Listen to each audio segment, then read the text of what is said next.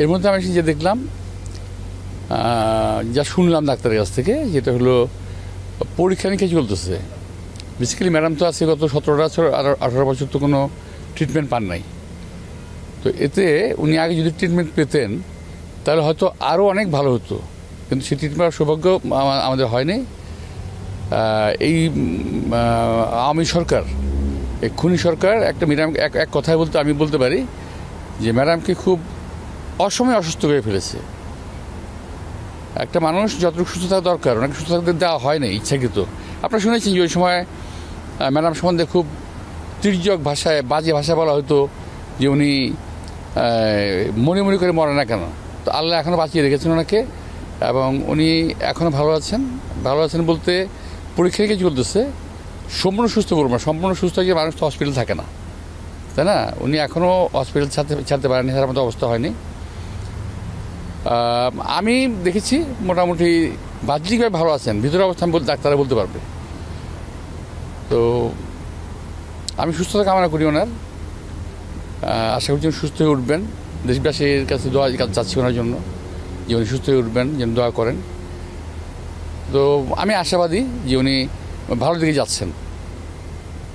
আমার মনে হচ্ছে যে উনি আরও ভালো হয়ে উঠবেন, আমি আশা করতেছি। বিশ্বের একজন সেরা প্রফেসর আমি জানি, ডাক্তার, নামটা আমি সঠিক বলতে পারবো না, প্যাট্রিক কেনেডি। যাই হোক, নিশ্চয়ই ভালো হবেন, আমরা আশা করছি। আর নিশ্চয়ই পরিবারের সদস্য যদি এখানে রয়েছেন, অনেকদিন পরে দেখা হয়েছে। না, এটা তো বাস্তবতা যে ওনার, আমরা তো ওখানে ওনার সঙ্গে খুব সীমিত পর্যায়ে দেখা করতে পারতাম, আর এখানেও একই অবস্থা। তবে এখানে সবচেয়ে বড় আশাবাদী বিষয় আমি আশাবাদী এই কারণে যে এখানে উনি ছেলে পেয়েছেন। যদিও আমরা খুব দুঃখের সঙ্গে বলছি যে ওনার একটা ছেলেকে হারিয়েছেন, উনি পকুকে হারিয়েছে। এটা খুব দুর্ভাগ্যজনক ওনার জন্য, একটা জীবিত অবস্থায় ওনার একটা ছেলেকে উনি হারালেন। তবে ছেলে নাতনিদের দেখছেন, 3 নাতনি পেয়েছেন, 2 বউ পেয়েছেন, পাশের ছেলেকে পাচ্ছেন রাউন্ড দ্য ক্লক। আমি দেখে এসেছি ওনারা বসে আছেন, সেবা শুশ্রূষা করছেন, পুরো পরিবারটি এখন একসঙ্গে আছে। মানসিক অবস্থা এখন কেমন? আমাদের নেত্রী দেশনেত্রী বেগম খালেদা জিয়ার মানসিক অবস্থা আল্লাহর রহমতে বরাবর ভালো ছিল, এখনও ভালো আছে। উনি মানসিকভাবে অনেক শক্তিশালী আছেন, এখন শক্ত আছেন।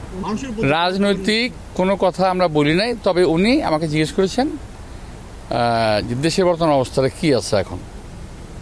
তো দেশের বর্তমান অবস্থা কী আছে এটা তো মাত্র আমি 2 দিন আগে আসছি, এখন এর মধ্যে খুব একটা পরিবর্তন হয় নাই। দেশে একটা নির্বাচনী কথাবার্তা হচ্ছে, এইটুকুই, আর কিছু বলার নাই ওনাকে।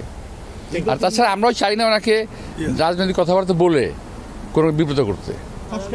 ভাই, অ্যাক্টিং চেয়ারম্যানের সঙ্গে আমাদের সপ্তাহে একদিনের মতো কথা তো হয়ই অফিসিয়ালি, আনঅফিসিয়ালি আমরা কথা বলি। তো নির্দেশনা যা পাওয়ার ওখান থেকেই পাই। তবে এখন এই মুহূর্তে কোনো রাজনৈতিক নির্দেশনা আমার কাছ থেকে আমি পাই নাই। আবার সেটা আমি জানতেও চাই না, এই কারণে যে এটা তো ওনার মা অসুস্থ, হসপিটালে দেখতে আসছে, জিজ্ঞেস করা যায়।